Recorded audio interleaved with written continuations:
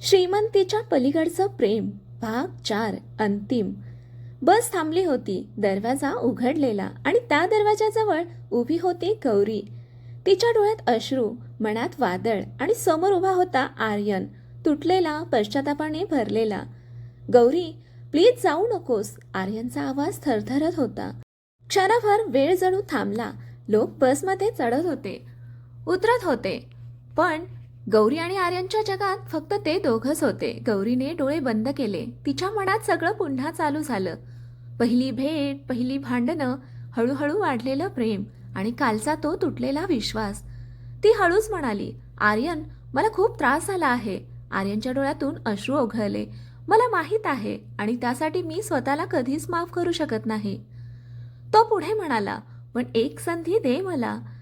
मी पुन्हा तुझा विश्वास जिंकू इच्छितो. गौरीने त्याच्याकडे पाहिलं. त्याच्या डोळ्यातलं प्रेम खरं होतं, पण जखम अजूनही ताजी होती. विश्वास तुटायला एक क्षण लागतो, पण तो पुन्हा जुळायला खूप वेळ लागतो. ती शांतपणे म्हणाली. बसचा हॉर्न वाजला. कंडक्टर ओरडला, चला बस निघते. क्षण निर्णायक होता. गौरीने एक पाऊल पुढे टाकलं. आर्यनचा श्वास थांबला, पण ती बसमध्ये चढली नाही. ती मागे वळली. हळूच चालत आर्यनकडे आली. आर्यनच्या डोळ्यात आशा चमकली. गौरी गौरी त्याच्या समोर उभी राहिली. तिच्या डोळ्यात अजूनही अश्रू होते. मी तुझ्यासोबत राहायला तयार आहे, ती म्हणाली. आर्यनच्या चेहऱ्यावर आनंद उमटला. पण ती पुढे म्हणाली, पण एक अट आहे. आर्यनने लगेच विचारलं, काय? गौरीने ठामपणे म्हणाली, आपण हे नातं पुन्हा नव्याने सुरू करू, पण यावेळेस नावासाठी नाही आणि फक्त प्रेमासाठीही नाही. ती त्याच्या डोळ्यात बघत म्हणाली, यावेळेस विश्वास, आदर आणि समजूतदारपणावर. आर्यनने तिचा हात घट्ट पकडला. मी वचन देतो, यावेळेस मी तुला कधीच तुटू देणार नाही. गौरीच्या ओठांवर हलकंसं स्मित आलं. त्या क्षणी त्यांचं नातं पुन्हा जुळलं होतं, पण यावेळी ते अधिक मजबूत होतं. बस निघून गेली, पण गौरी थांबली, कारण तिने तिचं खरं ठिकाण निवडलं होतं, आर्यन सोबत. त्या दिवशी एक नातं संपलं नाही, तर नव्याने जन्माला आलं. आर्यन आणि गौरी पुन्हा एकत्र आयुष्य सुरू करतात, पण नवीन अडचणी आणि एक मोठं रहस्य त्यांच्या वाटेत उभं राहतं. नव्याने सुरू झालेलं आयुष्य आणि एक गुपित जे सगळं बदलू शकतं. बस स्टॉपवर घेतलेला तो निर्णय गौरी आणि आर्यनच्या आयुष्यात एक नवीन अध्याय सुरू करून गेला होता. त्या दिवशी दोघं घरी परतले. तेच छोटंसं घर, तीच परिस्थिती, पण यावेळी नातं बदललं होतं. गौरीने घराचा दरवाजा उघडला. ती थोडी थांबली आणि हसत म्हणाली, वेलकम होम.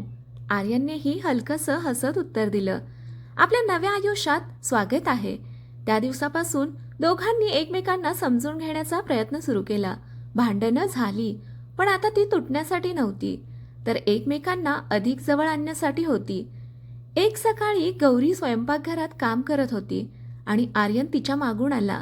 गुड मॉर्निंग, तो हसत म्हणाला. गौरी वळली. आज खूप खुश दिसताय. आर्यन म्हणाला, हो, कारण आज मला एक चांगली जॉब ऑफर मिळाली आहे आणि यावेळी इथेच मुंबईत. गौरीच्या चेहऱ्यावर आनंद चमकला. खरंच? ही तर खूप मोठी बातमी आहे. आर्यन पुढे म्हणाला, एक स्टार्टअप आहे, छोटं आहे, पण मला स्वतःला प्रूव्ह करण्याची संधी आहे. गौरीने त्याचा हात धरला. तुम्ही नक्कीच सक्सीड व्हाल. मला तुमच्यावर पूर्ण विश्वास आहे. त्या क्षणी आर्यनला जाणवलं, कोणीतरी आपल्यावर विश्वास ठेवणं हीच खरी ताकद आहे. दिवस पुढे जात होते. आर्यन आपल्या कामात व्यस्त झाला आणि गौरी तिच्या छोट्या व्यवसायात. हळूहळू सगळं ठीक होत होतं. पण एका संध्याकाळी आर्यन ऑफिसमधून घरी येत होता. रस्त्यावर त्याची नजर एका ओळखीच्या चेहऱ्यावर पडली. तो थबकला. समोर उभी होती माया देशमुख. आर्यनचा श्वास अडखळला. मॉम. माया त्याच्याकडे शांतपणे पाहत होत्या. तू खुश आहेस? त्यांनी थंडपणे विचारलं. आर्यन काही क्षण गप्प राहिला. हो, खूप खुश आहे, तो म्हणाला. माया हळूच हसल्या, पण त्या हसण्यात काहीतरी वेगळं होतं. छान आहे, पण हे आनंद जास्त दिवस टिकणार नाही, त्या म्हणाल्या. आर्यन चकित झाला. म्हणजे? माया पुढे म्हणाल्या, तुला वाटतं तू सगळं सोडून दिलं आणि आता सगळं संपलं? त्या थोड्या जवळ येत म्हणाल्या, खेळ अजून सुरू आहे आर्यन. आर्यनच्या मनात शंकेची ठिणगी पेटली. त्या रात्री तो घरी परतला. गौरी आनंदात त्याची वाट पाहत होती. आज उशीर का झाला? ती विचारत होती. आर्यन काही क्षण शांत राहिला. मी मॉमला भेटलो. गौरीचा चेहरा अचानक बदलला. काय? त्यांनी काही बोललं का? आर्यन गंभीर झाला. हो, आणि त्यांनी काहीतरी सांगितलं आहे जे मला समजत नाहीये. गौरी थोडी घाबरली. काय? आर्यन हळू आवाजात म्हणाला. ती म्हणाली की खेळ अजून सुरू आहे. गौरीच्या मनात ही भीती निर्माण झाली. त्या रात्री दोघंही शांत बसले होते. बाहेर वारा जोरात वाहत होता. गौरीने हळूच विचारलं, तुम्हाला वाटतं त्या काहीतरी प्लॅन करत आहेत? आर्यन म्हणाला, मला माहीत नाही, पण एक गोष्ट नक्की आहे, ती इतक्या सहज आपल्याला सुखी राहू देणार नाहीत. त्या क्षणी त्यांच्या नव्या आयुष्यावर पुन्हा एक सावली पडली होती. प्रेम होतं, विश्वास होता, पण आता समोर उभं होतं एक गुपित, एक खेळ जो त्यांच्या नात्याची पुन्हा परीक्षा घेणार होता. माया देशमुख एक धक्कादायक योजना आखतात आणि गौरी एका मोठ्या संकटात अडकते. कटकारस्थान आणि जीवघेणं संकट. रात्रीचं वातावरण शांत होतं, पण त्या शांततेच्या मागे एक वादळ दडलेलं होतं. गौरी आणि आर्यन झोपले होते, पण नियती त्यांच्या आयुष्यात पुन्हा एक मोठं वळण आणणार होती. दुसऱ्या दिवशी सकाळी गौरी नेहमीप्रमाणे कामाला लागली होती. आर्यन ऑफिसला निघाला. काळजी घे, तो म्हणाला. गौरी हसत म्हणाली, तुम्ही पण. सगळं अगदी सामान्य वाटत होतं, पण एका अंधाऱ्या ऑफिसमध्ये माया देशमुख कुणाशी तरी फोनवर बोलत होत्या. मला फक्त एवढंच पाहिजे, ती मुलगी आर्यनच्या आयुष्यातून कायमची निघून जावी. समोरून आवाज आला. समजलं मॅडम, काम आजच होईल. माया हसल्या. त्या हसण्यात थंडपणा आणि सूड दोन्ही होतं. दरम्यान गौरी बाजारात गेली होती. ती रस्त्यावर चालत होती. तेवढ्यात एक काळी गाडी तिच्या जवळ येऊन थांबली. ती काही समजायच्या आत दोन माणसं बाहेर आली आणि तिला जबरदस्तीने गाडीत बसवलं. वाचवा, गौरी ओरडली, पण आसपास कुणालाच काही कळलं नाही. गाडी वेगाने निघून गेली. काही वेळानंतर आर्यनच्या फोनवर एक अनोळखी नंबरवरून कॉल आला. तुझी बायको आमच्याकडे आहे. आर्यनचा श्वास अडखळला. काय? गौरी? समोरून आवाज आला. जर तिला सुरक्षित पाहायचं असेल तर तू आमचं म्हणणं ऐकावं लागेल. आर्यनचा आवाज थरथरला. काय पाहिजे तुम्हाला? तुझ्या वडिलांच्या कंपनीचे काही महत्त्वाचे डॉक्युमेंट्स, ते आम्हाला हवे आहेत. आर्यन चकित झाला. पण माझ्याकडे काहीच नाही आता. समोरून हसण्याचा आवाज आला. मग तुझी बायको जिवंत राहणार नाही. कॉल कट झाला.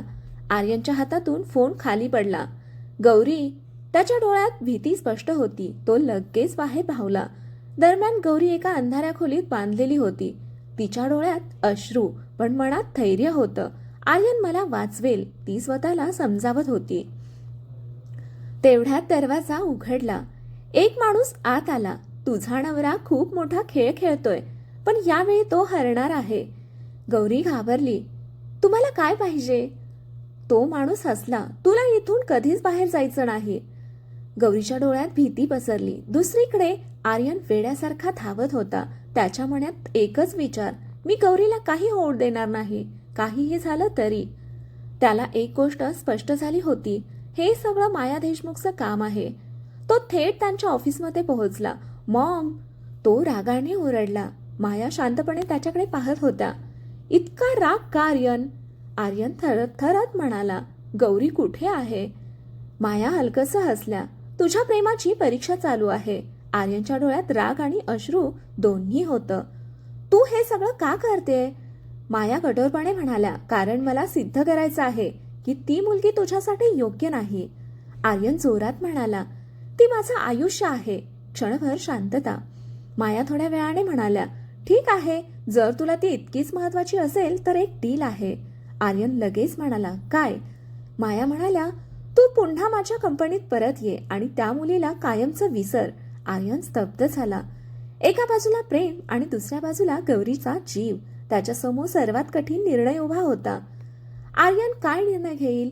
प्रेमासाठी सगळं सोडेल की गौरीसाठी स्वतःचं प्रेमही त्याग करेल? अंतिम निवड आणि सुटकेची धडपड. माया देशमुखच्या ऑफिसमध्ये शांतता होती, पण त्या शांततेत आता एक मोठं वादळ उभं होतं. आर्यनच्या समोर दोनच रस्ते होते, आईचा हट्ट आणि गौरीचा जीव. आर्यनचे हात घट्ट मुठीत वळलेले होते. तू हे सगळं का करते? तो थरथरत म्हणाला. माया शांतपणे म्हणाल्या, मी फक्त तुला वाचवत आहे आर्यन, त्या मुलीपासून. आर्यनच्या डोळ्यात राग आणि वेदना एकत्र दिसत होते. माझं आयुष्य वाचवायचं आहे म्हणा ते, पण तूच ते उद्ध्वस्त करत आहेस. तेवढ्यात त्याच्या फोनवर एक मेसेज आला. If you want to see her alive come alone. आर्यनचा श्वास थांबला. गौरी, तो पुटपुटला. तो वळला आणि ठामपणे म्हणाला, मी डील स्वीकारतो. माया थोड्या गप्प राहिल्या, मग थंडपणे म्हणाल्या, शहाणपणा केलास. पण आर्यन पुढे म्हणाला, पण माझ्या अटीवर. माया भुवया उंचावून म्हणाल्या, काय अट? आर्यन ठामपणे म्हणाला, तू मला तिच्याजवळ घेऊन चल. मला स्वतः तिला वाचवायचं आहे. माया थोड्या अस्वस्थ झाल्या, पण त्यांनी मान हलवली. दुसरीकडे अंधाऱ्या गोदामात गौरी अजूनही बांधलेली होती. तिच्या मनात फक्त एकच विचार, आर्यन मला नक्की वाचवेल. तेवढ्यात दरवाजा उघडला. माणसं आत आली. तुझा नवरा येतोय, पण आज तो एकटा येणार आहे, त्यांनी हसत सांगितलं. गौरीच्या डोळ्यात आशा चमकली. तो येणार, मला माहीत आहे, ती स्वतःशीच म्हणाली. रात्री एक निर्जन गोदाम, जिथे प्रकाश कमी आणि सावल्या जास्त. आर्यन गाडी थांबवतो. तो एकटाच बाहेर उतरतो. त्याच्या चेहऱ्यावर भीती नाही, फक्त एकच निर्धार, गौरीला वाचवायचं. तो आत जातो. गौरी, तो ओरडतो. अंधारातून आवाज येतो, इथे आहे ती. आर्यन पुढे जातो आणि समोरचं दृश्य पाहून तो थांबतो. गौरी एका खुर्चीला बांधलेली, तिच्या डोळ्यात अश्रू. आर्यन, ती थरथरत म्हणते. आर्यन धावत तिच्याकडे जातो. मी आलोय, काही होणार नाही तुला. तो तिच्या हाताच्या दोऱ्या सोडू लागतो. तेवढ्यात टाळ्यांचा आवाज. माया देशमुख तिथे उभ्या. छान, खरं प्रेम असंच असतं, त्या म्हणाल्या. आर्यन उठतो. हे सगळं थांबव. माया हसतात. थांबू शकते, पण तुला एक शेवटचा निर्णय घ्यावा लागेल, आर्यन चिडून म्हणतो. आता अजून काय? माया म्हणतात. तू इथेच राहशील, कंपनीत परत येशील, किंवा तू तिला घेऊन जाऊ शकतोस, पण कायमसाठी आमच्यापासून दूर. आर्यन गौरीकडे पाहतो. गौरी रडत म्हणते, नाही आर्यन, माझ्यासाठी परत जाऊ नका. पण आर्यन ठामपणे म्हणतो, मी तुला गमवू शकत नाही. तो तिच्या दोऱ्या सोडतो. आपण जातो इथून, तो ठामपणे म्हणतो. माया चिडतात. तू तुझ्या भविष्याशी खेळतोयस. आर्यन शांतपणे म्हणतो, नाही, मी माझं खरं भविष्य निवडलं आहे. तो गौरीचा हात पकडतो आणि दोघंही तिथून बाहेर पडतात. पण बाहेर येतात मोठा आवाज, स्टॉप देम. माया देशमुखचा शेवटचा प्रयत्न सुरू होतो. गोंधळ, ओरड, धावपळ. आर्यन गौरीला घट्ट पकडतो. माझ्यावर विश्वास ठेव. आणि दोघंही अंधारातून बाहेर पडतात. पण त्यांना अजून माहीत नाही, ही फक्त सुटकेची सुरुवात आहे, शेवट नाही. खऱ्या प्रेमाचा विजय, माया देशमुखचा शेवटचा निर्णय आणि आर्यन गौरीचं नवं आयुष्य. प्रेमाचा विजय आणि नवं आयुष्य. गोदामाबाहेर गोंधळ सुरू झाला होता. स्टॉप देम असा आवाज घुमत होता. पण त्या गोंधळातही आर्यनने गौरीचा हात घट्ट पकडला होता. घाबरू नकोस, मी आहे, आर्यन म्हणाला. गौरीच्या डोळ्यात अश्रू होते, पण यावेळी भीतीपेक्षा विश्वास जास्त होता. दोघंही वेगाने अंधारातून पळत होते. मागे माया देशमुखची माणसं येत होती, पण प्रेमाच्या त्या ताकदीसमोर सगळं कमी पडत होतं. अचानक एक कार त्यांच्या जवळ येऊन थांबली. तो समीर होता, आर्यनचा जुना मित्र. लवकर बसा, तो ओरडला. आर्यन आणि गौरी पटकन गाडीत बसले. गाडी वेगाने निघाली. मागे माया देशमुख दूर उभ्या होत्या. त्यांच्या चेहऱ्यावर राग, पण डोळ्यात पहिल्यांदाच थोडा बदल दिसत होता. मी हरले नाही, त्या पुटपुटल्या. मी फक्त माझ्या मुलाला गमावलं आहे. काही तासांनी गाडी शहराबाहेर थांबली. शांत रस्ता, मंद वारा आणि नवीन सुरुवात. गौरी खाली उतरली. आपण खरंच सुटलो का? ती हळूच म्हणाली. आर्यनने तिच्याकडे पाहिलं. हो, पण खरी लढाई आता संपली आहे, तो म्हणाला. गौरीने विचारलं, कशी लढाई? आर्यन हसला. आपण आता जगासमोर उभं राहायचं, एकमेकांसोबत. काही दिवसांनी माया देशमुख घरी एकट्याच बसलेल्या होत्या. त्यांच्या हातात एक फोटो होता, आर्यन आणि गौरीचा. त्या पहिल्यांदा शांतपणे हसल्या. ती त्याला खरंच आनंदी ठेवते, त्या हळूच म्हणाल्या. त्या क्षणी त्यांच्या मनातील कठोरपणा थोडा कमी झाला होता. दुसरीकडे आर्यन आणि गौरी एका छोट्या घरात होते. पण यावेळी ते छोटं घर नव्हतं, ते होतं त्यांचं स्वतःचं जग. गौरी स्वयंपाक करत होती. आर्यन मागून येऊन तिला मिठी मारतो. आता काही भीती नाही ना, तो विचारतो. गौरी हसते. भीती होती तेव्हा आपण एकटे होतो, आता आपण एकत्र आहोत. आर्यन तिच्या कपाळावर चुंबन देतो आणि हीच आपली सर्वात मोठी ताकद आहे. त्या क्षणी सगळे संघर्ष, गैरसमज, अश्रू मागे राहिले आणि उरलं फक्त एकच सत्य. खरं प्रेम कधीच हरत नाही, ते फक्त परीक्षा देतं. The end. कथा आवडली असेल तर कथेला लाईक करा, शेअर करा, कमेंट करा आणि आपल्या चॅनलला सबस्क्राईब करा. कथा ऐकल्याबद्दल, वाचल्याबद्दल धन्यवाद.